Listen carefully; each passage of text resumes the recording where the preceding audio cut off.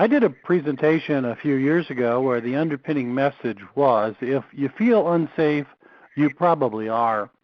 So today's conversation will be about what you, the frontline educator, the teacher, or the principal, can do in your classroom, in your school, to promote a physically and emotionally safer space for learning. So I'd like to, in a minute, introduce to you a professional colleague who might be able to help you a lot. Michael Dorn is the founder and executive director of Safe Havens International. Mike and I actually met while we were both presenting at a workshop for school resource offices now a number of years ago, and we've been doing various types of collaborations ever since.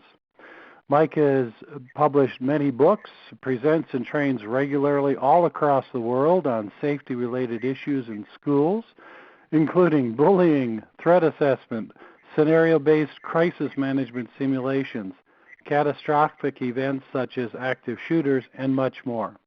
My name is Dr. Randy Boardman, and I'm the Crisis Prevention Institute's Senior Training Advisor. And if you want some common sense-based, practical, and effective ideas to help keep your classroom and school safer, please join me for a conversation, common sense strategies for keeping students, educators, and schools safe. So, Michael, I know you did a previous similar podcast with one of my associates a couple of years ago that focused on a couple of your books, Weak Fish and Staying Alive.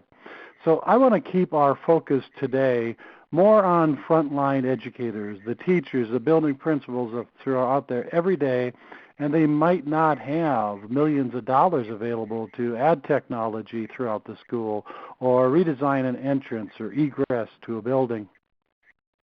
I'm also wanting to go the route that you previously talked about. I want to stay away from a teacher that you once had in a very tumultuous, violent school who actually carried a handgun. That's happening more and more as well. That's why I included the words common sense to describe this session. Can we start by telling our listeners about you in just a few sentences, your professional background, as well as where your interest in and expertise about keeping schools safe actually comes from, Mike?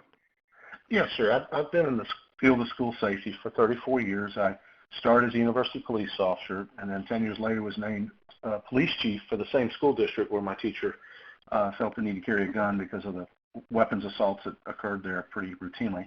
I then served with the nation's largest state government school safety center here in the state of Georgia, and I've been the executive director for Safe Havens, which is a global nonprofit. I've been doing that now for, I guess, about 13 years. And my focus is actually along the line of what you mentioned, Dr. Boardman. We're very good at helping schools with security technology, architecture, those high-end things when they have the budget. But honestly, a lot of the best progress that we have seen that can be made in the arena of school safety are the low-cost and no-cost practices that may be sometimes fairly simple, but can be highly effective if we apply them the right way. And that's what we like to focus on as well. Great. Sounds like you got excellent experience out there. And let's start with giving me one practical common sense tip that you would offer, such as I mentioned earlier, my idea of if you feel safe, you probably, or feel unsafe, you probably are. So focus on an example for our listeners, one for teachers, one for principals, and one for central office administration that they can do, keep top of mind today where they will be safer as well as the students that they serve. Sure. The first thing is don't take too much of what you see on the news at face value. And I'm glad we have a free press, but actually schools are far safer in the U.S. today than they were when I was attacked with a weapon in 1979. The homicide rate is down. We've actually made a lot of progress. So first of all, look at data, look at evaluation. Now, as far as some simple things, the biggest thing that we find that we focus on that I'll give for an example for teachers, and it's actually true for all three groups you mentioned, but we'll give it in context of a teacher, is improving student supervision is the most powerful and effective single technique, if I didn't limit it to one, to reduce risk of death from almost anything you can think of, from accidents, medical emergencies, natural disasters like tornado, fire, or acts of violence such as an active shooter or terrorism.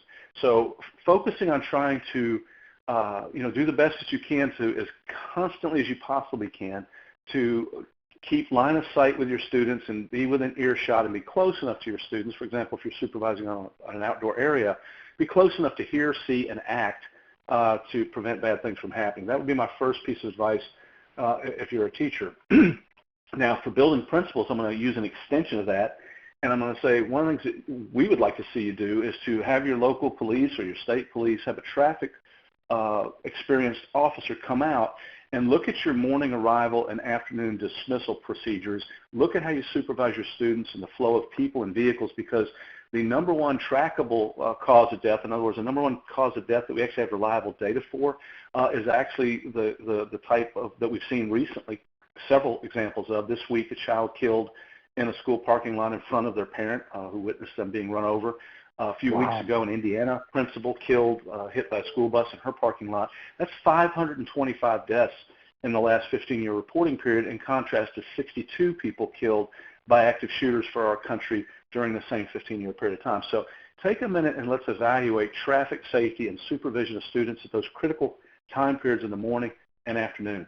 Now, for the cabinet staff, superintendents, headmasters, the folks at the top strategic level, what I will say is be sure that you don't overly focus your efforts on active shooter. And Dr. Boardman, I really appreciate CPI's evidence-based approach, and logical-based to school safety. I mean, we need to have passion about what we do, as your folks and ours and the people that are listening do. But we really do need to be sure we're looking at data. And when you look at the roughly 2,000 deaths on school property in the U.S. from 1998 to 2013, we see the vast majority of those, less than 70 of those deaths are from active shooters. So the bulk of the deaths we're having are actually from other things. So look at the data. We have 129 suicides on school property in the same time period. So do we have an evidence-based suicide prevention approach? Do we have a solid student threat evaluation and management approach, which has proven to be very effective at reducing the risk of violence? So are we using data and evaluation and assessment to drive our school safety and security and emergency preparedness efforts? That's my message to the strategic level folks that lead our schools and school districts. Wow, I love the emphasis on supervision and being out and around. And I'm going to jump in and add one more thought to that. And the spinoff of that fits hand in hand with supervision is just the relationship piece. Have relationships with the students, have relationships with the police and community members, and that whole visibility is so strong in terms of deterring bad things from happening. So great practical ideas. For the next part, I'm going to ask if you could speak toward some general ideas and thoughts around threat assessment. I know that's an area of expertise, and I know you've done a lot in that area, but a good common sense suggestion for teachers, for principals, and again, central office folks in the area of threat assessment. Sure, and for those that want more detail on this, and Dr. Boardman, if you want, you can post this on your website. We've got it on ours, but the Littleton Public School System had 12 of our analysts do an evaluation of an active shooter event they had in 2013, and it's amazing how many lives were saved by their emergency preparedness. They were definitely in the top flight in that arena, and they had a better threat evaluation process than the vast majority of public and non-public and charter schools that we've worked with around the United States. But they did have a child murdered after they had done a threat assessment, and so we've got a complete report that details, what went well, what was in place that was good, and the Livingston Public Schools want to share that with people. So if you want more detail, please look at that. But the first thing is making sure that you have a multidisciplinary approach. And by multidisciplinary, what has been most effective since it was first used to stop a planned school shooting in the early 1990s in my school system, and stopped quite a few actually after that, because I worked in a very high-risk setting. We were just ranked one of the 10 highest crime cities in America just recently. And so we had a pretty high threat level, but we had tremendous success by having a school district police officer, which might be a local police officer, a school resource officer in other communities, a mental health professional, and an administrator, all three of those disciplines represented in the assessment team. And that's where the model actually comes from, is the Bibb County Public School System in Macon, Georgia, where they've stopped a series of events. And we began teaching it around the United States, and now it's become much more refined and much more advanced. As to the teaching staff, I would say go back to what you mentioned earlier, Dr. Boardman, that close connection to students, that not just knowing their name, but knowing who they are and developing a sense of trust where they will come forward to you and talk to you. That's something that's extremely important for every school employee, the teacher, the custodian, front office staff member, to have that connection, because it's a lot harder than a lot of people realize for students to come forward with the information.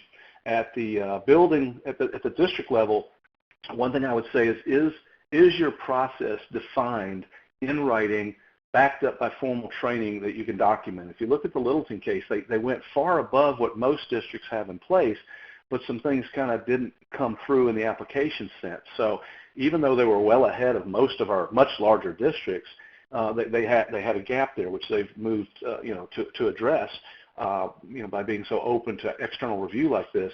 But you want to make sure that the process that you think you have in place is actually what's going on, that you actually have quality controls in place and district level review for the assessments that are done at the building level with both building and sometimes district and maybe even community personnel.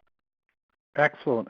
That whole emphasis reminds me of a piece I wrote a few years ago called Behavior Management by Walking Around. It's that same piece of just being out and having relationships, staying connected, and I love your emphasis on data and evidence-based practices.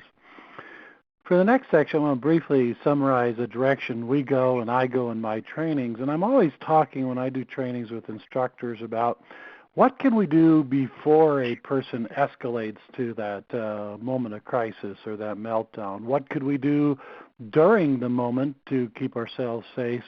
And then that afterwards, after an episode, what could we do to improve our strategies, our approaches for next time? So if you could just apply that before, during, and after thinking to a larger potential school safety event, what can frontline teachers, principals, and administrators do before that safety episode evolves, during the incident to keep everybody safe, and afterwards to assess what do we need to do next time? And again, I recall from your book, Staying Alive, you so clearly state and emphasize that if someone practices or rehearses just one time, what if it's about a boiler or a tornado or a fire or about even an active shooter, they increase their chances for surviving a situation immensely. Sure, and what you're referring to, Dr. Boardman, is very well-grounded research that if you calmly, not in a frightful way, just periodically picture different types of events, a child not breathing, a tornado, a fire, a person with a weapon, an aggressive animal, if you just periodically ask yourself, what would I do if that happened, and visually picture it in your head, your rate of survivability goes up for almost anything, from a bank robbery to a terrorist attack or something as catastrophic even as a commercial air crash. So that's a technique we can use. But I want to break down, there's so much overemphasis, as you alluded to before, on the rare but catastrophic events that capture our hearts and our compassion and often cause a great deal of fear. But what most people don't realize is for every one of those events that you see report on the news, there are thousands of smaller scale events that they may not make the national news, but they're quite frightening and sometimes quite harmful and sometimes even very deadly to the people that are involved. And so I'm going to take the more typical types of assaults that we see in the school setting and walk through some things very quickly. The first is, that connectivity we've talked about does, with many people that might hurt you, reduce the likelihood that they will attack you. It's harder to attack people that you like and especially respect. But at the level of the teacher, the person in the field, the concept of pattern matching and recognition is very, very powerful. It's evidence-based, and in some, it's noticing behaviors that are incongruent for the people, the context, and the setting. So your awareness of students and other staff, and when you notice that something doesn't feel right, don't just ignore it. Be aware of what's going on around you. Now, the next thing we see is when, let's say, it gets to that point where we've got the irate individual in the office or at a classroom or at a school bus driver's door, and now you've got somebody, we teach people, when you've got people yelling and screaming, using profanity, if they're intoxicated or under the effects of drugs or maybe improperly medicated, or if they've got exhibiting signs of emotional, they're not emotionally in control of themselves, those can be indicators that things could escalate to a point where it's dangerous. And that's where we're so very impressed with your training, because we've seen, and we've got many clients who've got data to back up. One that comes to mind is John Heiderscheit from U46 district on the outskirts of Chicago. They've had a dramatic reduction in violence towards staff, expulsions of students through, the de-escalation training that you offer, so that we can now, calm this situation down so it doesn't escalate to the point where somebody might be harmed. Now, beyond that, the next thing we would caution people is that we need to be able to implement a variety of protective actions. If that doesn't work or things happen too quickly for that, being able to implement on your own without direction from a building principal. If you're a teacher or a building principal not having to confer with somebody at district office, being able to implement emergency protective actions, the most important ones are room clearing out a room of students and staff quickly, not evacuating the whole building, but clear out a classroom, auditorium, or lunchroom. Reverse evacuation to get back into a building quickly if there's danger outside. Of course, lockdown, fire evacuation, shelter for severe weather. If you know those emergency procedures and you think about them, as we said at the beginning of this little segment, you're a lot faster and more accurate at applying those when they're appropriate in an emergency. Excellent. Excellent. Well done. And that conversation reminds me, again, of a day that I was an elementary principal, got a call from the police, and they kind of said, you may want to have a bunch of the kids that are on the playground come in because someone robbed a bank just across the street, and they're going to be on your playground shortly. And we moved into some protocols. We'd practiced. We survived the day. The bank robber went on his business, was caught. And at the end of the day, I had several staff tell me and talk to me. They said, Randy, we'd not practiced that, but how could you stay so calm? And I kind of said, well, I had to be calmer today than most any other day in my career, because that will affect how people react or overreact to any situation. I later looked around my campus and noticed that there are actually 3 banks within 1 block of my facility. I had not noticed that before. So good stuff, very practical. Let's talk a little more about the bigger picture. If a district does have financial resources or grants on a larger scale or part of initiatives to improve overall safety in a site, what are 1 or 2 critical steps, top of mind, first couple things they should do, if a teacher can even make recommendations to their principal and others to keep folks safe? Those top 2 or 3 things that, if you do have monies that you can allocate, what would you push them toward? I know this is going to sound kind of crazy to a lot of people, but there's a lot of data to back this up too. And that's, as we do some of the things we're going to talk about to enhance security and emergency preparedness, and I'll get to those in a second, you want to make sure you're using the evidence-based approaches of crime prevention through environmental design. That's called CPTED, crime prevention through environmental design. A key component of which is what we call positive territoriality. And we're doing a lot of work with the Ministry of Education down at Trinidad Tobago, where they've got about a 10 times higher homicide rate in the country than we do here. And over the years, their schools have taken on rather a prison-like appearance, 12-foot concrete walls with razor wire on top. And one of the things that we've advised them is that we've got a lot of data to show that increases not only fear of crime at and around the school and by parents, but it actually increases crime. And so that actually increases crime because it looks like and feels like a prison. Wow, that's good stuff. Absolutely. When you put people, there's a lot of research to show if you put people in a institutional setting like a prison, that you can create some very negative outcomes from that. So while we're doing some things we need to do for security, let's make sure we spend some money on artwork. Let's look at the flooring schemes. Let's look at paint colors, murals, artwork. You want the school to look in every area, restrooms, hallways, stairwells, like a school, not like a jail or a prison. And it can be something as simple. It doesn't have to take, barbed wire or tall fences. It can be just the wrong color choice. So if you look at the hallways of your school and it reminds you of a jail or prison, that's not good.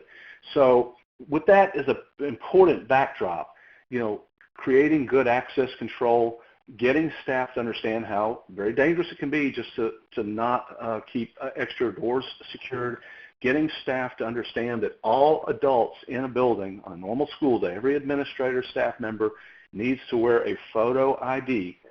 And if you don't require that and you don't require visitors to come in to be ID'd with time-sensitive badges, I can assure you, and I've got a lot of clients who will back this up, we can come to your elementary school and leave with a child typically within 10 minutes, more than 90% of the time. And that's because we're not creating the structure that people know who belongs and who doesn't. So, good access control, good visitor management, good emergency communications are very important. The ability of a teacher to call the office if they have a problem, and if they're on the playground, having a radio, for example. The ability of a principal or other administrator or office staff to be able to key a microphone and talk to everybody inside and outside of the building is critical for almost any type of emergency where people could be at risk at a facility. So those are some of the ones that we focus on a lot with our clients. Now, there are many good technology solutions, lots of good training concepts that can be added to the short list I gave as some examples, but make sure that school remains a school. When I went to Israel for training, I'll never forget a general saying, we realized long ago that if we turned our schools into military installations that we would lose. We would take school away from our children. So you actually do not see, contrary to popular belief, there are no soldiers assigned to schools in Israel, even with the number of terrorist attacks they've had on school targets there. They have not gone that direction because they understand we lose the whole process and experience of education if we turn our schools into installations, fortresses, or prisons. Wow, I love your emphasis on being practical. I love your emphasis on research and data. I could talk to you for hours, but we're going to target about 45, 50 minutes. I had wanted to stay away from active shooter situations because I know from your research, although these catastrophic events are in the media and horrific, that their probability, as you mentioned earlier, is quite low. But I also don't want listeners to conclude that those attacks can't happen at their school. And I'm constantly and routinely asked at programs, at trainings, even out socially, should we be arming teachers with weapons? I actually saw a news report today of a school district that bought 10 automatic weapons for their police officers to have on site, or other safety experts who are out advocating attack the intruder. What's your experience, your expertise in research? Summarize that regarding those more visible approaches. You kind of alluded to it a little bit in the physical structure, but what's your take on those? Because I get asked by parents and family members and people in my church those kinds of questions. Well, first of all, the first part of your question I think is very important. There is no school in any country that cannot have a mass casualty shooting. I mean, we've seen this. People's Republic of China, they have the death penalty for possession of ammunition, let alone a firearm. They've had a number of school shootings and mass casualty shootings. And so, the notion that this is just a uniquely American problem or a modern problem isn't true. The first active shooter event occurred at a Catholic school in upstate New York in 1871, I believe it was, the late 1800s. Two in Canada right around the turn of the century, one in Austria in 1905. And I can come up to more modern examples, but there's no school anywhere in the world that is immune from the threat of active shooter. And as we've seen, there have been a lot of mass casualty attacks with knives and other weapons, as many as 14 people killed, for example, in a Chinese school with an individual with a butcher knife. So that risk is always there and has been. The first mass casualty attack at a school in what we now know as America was actually in 1764 in a one-room schoolhouse. It was a horrific attack. So that risk is here, it's present, it's been here, and it is in every of the 25 countries we've worked in. But, we, again, need to balance that with kind of the world is not coming apart at the seams when it comes to these attacks. They've been occurring for many years, and we, again, don't want to forget other forms of violence as we address it. Now, there are actually a surprising number of educators in the United States that now carry weapons. I was recently teaching in Ohio and learned that they've trained and certified now more than 10,000 educators in Ohio to carry a firearm at work. Now, nobody knows how many actually carry a gun. We do know of one actual shooting that was prevented through that. It was during actually a home visit, and a teacher pulled his weapon when a student pulled a rifle on him, and he was able to persuade the young man to drop the weapon. But it's not something that we typically recommend, especially in the U.S. And again, I go back to the data. When we look at the things that are causing death in school, are we really addressing all the things rather than some situations that are very frightening to us because they're just of such catastrophic scale, but they are indeed rare. So we want to make sure we have that balance. There's a number of these programs that's called options-based active shooter training programs. We are deeply concerned. We know there are millions of dollars worth of staff injuries every year. We had $1 million in medical bills just for one insurance carrier paid out for injuries that occurred in a 22-month time span for one active shooter training program just for the state of Iowa. We've got active litigation right now for some of these programs. None of these programs, by the way, have been validated as effective. There is no testing and evaluation to show that any active shooter training program is effective. So we urge caution. We're seeing a lot of fear. We're seeing teachers quit because they're so frightened by the way some of these programs are presented. And we have seen in our testing and evaluation, which is pretty rigorous, that people who've been through those types of training programs actually perform worse than other staff in the same school organization that have no training at all. It's just amazing to watch how poorly people function when they go through a lot of these training programs because none of them are really grounded in testing and evaluation, at least none that we have seen so far out of the 10 or 12 programs we're familiar with. So we caution people, and we tell school superintendents and headmasters, be sure you check with your insurance carrier because insurance companies are now sometimes sending policies to underwriting because of all these injuries that we've been seeing and lawsuits. So be sure you check out carefully before you go with that type of route. I'll quickly interrupt, too. I appreciate you not mentioning any because that's something we often talk about. There are good programs, there are good trainers across all array, and I guess the thing that I recall most, too, from some of your readings and some of your research, you suggest that unless a person has been through specific military or police training to disarm someone with a weapon, they actually can increase their chance of injury to self or others. Am I getting that correct as I recall that? Yeah. Yes, sir. What we're seeing is, for example, we use, and you offer these on your website, the scenario videos, and we have over 100 school crisis scenarios that we videotape. We've got audio simulations. And so some of them we use in our testing and evaluation. We've got quite a few depicting somebody threatening suicide, taking hostages, or doing something with a weapon that is not an active shooter event. And what we're seeing is that people of every active shooter training program that we've tested people, if they've seen any of the videos or been through the live training, we get just a startling number of people who, for example, when we depict a student threatening suicide with the muzzle of a gun touching their temple, finger on the trigger at 10 feet, they attack that student. They see him or her as a gunman, and they attack. That's a very serious problem. And I could go on with a lot of other examples of that. But it's just not, it's like taking medical school and trying to make it 6 months. You just can't do it. I had 80 hours of very advanced close quarters combat training, which is things like disarming somebody with a weapon as a police officer when I went through training. And I've had to do it. I was attacked by an individual with a weapon when I was off duty and stupidly did not have my service weapon with me. And myself and the person he was trying to kill, who was an ex-girlfriend, we both almost died that night. And I will tell you that the 80 hours of training that I had, it did not work.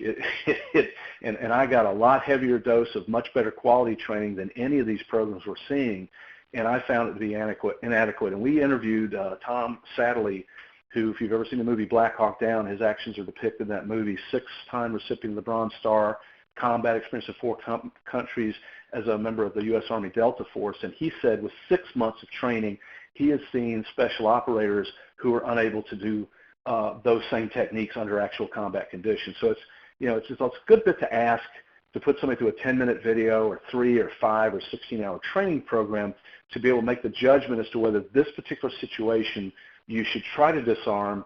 And keep in mind, we've had 6 school employees killed so far in the U.S. trying to disarm people. So there's a time and a place for it, but it's not a stock approach that at this point at least, we don't see any training programs that are reliable or tested. So you're correct. All right. Excellent. All right. Thanks for talking to that. And again, I kind of wanted to stay away from it, but with the current media that exists, attention, we can't. Let's talk a little bit. I know you did a podcast on weakfish and bullying a little bit ago with this. But bullying is such a important topic. Could you speak briefly to one or two common sense suggestions around bullying? What can a teacher do to help keep that student physically and emotionally safer from all of those types of cyber and other types of attacks? A couple suggestions for the classroom teacher. Sure. First, to reiterate two of the things that you and I have talked about, the student supervision, a close connection. Those are, to me, those are a strong foundation. They will reduce the frequency and intensity of at least bullying that occurs on school property, but they'll also make it more likely that a child reaches out to help. I know when I was severely bullied, it's a lot harder for me to talk about being bullied than it is actually to talk about when I was raped as a young boy. I know that may sound strange to people. My experiences may not reflect those of others, but I know the bullying that I experienced was just extremely traumatic. And so I think most people don't realize how hard it is for a child to come forward. So first of all, be that person that can come to, be accessible to them. And then next, for the teacher, take the time to learn the signs and indications of bullying. That's I think, a big one, is to know the definition of bullying and know what the indicators are. So there's one problem we have in this society is we like to label things, and we're seeing a lot of things being labeled as bullying that are not. Sexual assault is not bullying. Stabbing somebody, beating somebody severely, those are criminal acts. And so, we do need to know what bullying is and is not so that we're taking the right responses. That would be my advice to the rank and file, school teacher. Excellent. Well said. Educators and teachers that I know, administrators that I've worked with, are constantly being asked by parents and community members questions such as, well, how safe is your school? How safe are my children that attend your local school? What are you doing at your school to keep students safe? Can you share a few thoughts for teachers, principals, that they can tell parents to reassure them that their children are in a physically and an emotionally safe place and space for the 6-7 hours a day at elementary schools and so many more hours than that at the secondary schools? Sure, and it's a really good question, and the answer that I'm going to give may be a little surprising of why I think it's so important, but for a couple of reasons. The first thing is, don't react with the normal gut reaction a lot of educators would feel, is to say, our school is a safe school, we do this, your child is safe here. First of all, that can cause some very significant liability concerns if you're ever litigated for a safety event, which can happen in the best run of schools. Okay. Secondly, it doesn't bear credibility to the average person when we say that. So what I tell people to say, and what we always said, is, look, there's a certain amount of risk anywhere, and our school is no different from that. We have taken what we feel are significant measures to enhance safety of your child. Here are some things we have done. And ask the person, what do you think we should do? Do you have any suggestions? And just say, we're not saying we want to do them, but we'd like to hear you out. That type of dialogue, in my experience, has been the most effective. I've seen a lot of school officials lose a lot of credibility overreaching with statements about the level of safety they have. And it's been very problematic. We had a school district here in my state, one of, at the time, clearly the best funded district in Georgia, and their superintendent made some statements like that in the news, and they paid for it for years. I mean, the media, every time something happened, it was highlighted in the media, and it lacked credibility when the superintendent said, we have this, and this is a type of thing never to say. He, in a public meeting, said that they had the safest school system in America. And, it just wasn't true, and you can't really quantify anything like that anyway. So don't overreach in how you respond. Just understand that the public realizes that you're not perfect and you can't do everything perfect, but they just want to know that you're frank about it and you are taking it seriously and you're open to input. I think in my experience, people react very well to that type of approach rather than trying to assure them that their child is safe. Excellent. I love it. It reminds me of conversations that's been a number of years ago when we added the school resource officers into our school setting. And I was out in community groups and around town, and I had people saying, well, has school gotten that bad that you have to bring the police in? And I always took the conversation toward, it's the reasonable, responsible thing to do at this time, and we want to help it so it doesn't get that bad, and whatever they meant by that bad. But There are things we can do. I love being upfront about it, but that's great advice about not assuring people that bad things can't happen, because they can. So before we move to closure on this session, I like to offer presenters and speakers like yourself, like Bingo, offer a free space. So I'm going to give you one more chance to answer or offer any secret or suggestion for parents, for students, for teachers, for administrators, anybody associated with schools, in terms of what can we or individually and collectively do to promote physical and emotional or safer places in those classrooms on the front line. So free space for Michael Dorn. Well, I would say tailor your approach to fit your particular situation. That's as a classroom teacher. You know, being in one part of the building could have different connotations of being in another part. You know, being in one part of a community could be different than being in another part of the same community. So be sure you tailor your approaches to safety to fit the uniqueness of your building, your programs, the way you teach, and that those approaches center around supporting your mission of education. You know, it's very striking to us. I mean, we've now performed security and safety assessments for over 6,000 K-12 schools. So we've assessed schools in Alaska, Florida, Maine, Texas, Colorado, as well as in Nigeria, Kenya, Vietnam, and a lot of other countries. And one of the things that we see repeatedly being a problem is this cookie-cutter approach. We want to download what we call a can in a plan, you know, a canned crisis plan, or we want to boil down active shooter to something like run, hide, fight. And our approach, trying to oversimplify things and just have a cookie-cutter approach is very dangerous. So take the time to learn what your risks are. And one of the best ways for a district or a school, an independent school or a non-public school or a charter school, is to have a proper assessment done before you go making major changes. That's not cost effective in our experience to run it and just buy a bunch of things. So however you approach it, just make sure you tailor the solutions that you come up with to fit your situation, and don't assume that just because another district across the state or another school across town does something that it's going to work just as well for you. It may, or it might not. It just depends on whether it's a good fit for your situation. Excellent. And that same thing in the area of curriculum. A neighboring school down the road adopts a particular academic curriculum. That may or may not be best for your students in your part of town or in your school district. And people have that tendency to see something on the news and suddenly we got to do it because someone else does. So that tailoring it. Wow. I love your ideas. I love your practical suggestions, and we're going to move toward a little bit of closure. So I'd like to thank Mike for sharing his time and his insights. I love the idea, the valuable common sense ideas you've offered. That was where we were going when we structured this interview. And I also don't want this to be an infomercial or a commercial, but if you want to learn more about Mike, his resources, CPI does carry several of your resources, your books on staying alive and weak fish. We also have that video training series available, the first 30 seconds, and that is just fabulous and just exceptional. All those are available on our website. Also, after this session, people can download a great article that you wrote for us, and we really appreciate that. Any of the listeners, I'd also suggest to contact me directly, Dr. Randy Boardman at CPI 414-979-7084. I can try to point you toward other resources. Mike is available at Safe Havens International. Tremendous resources. Please use him.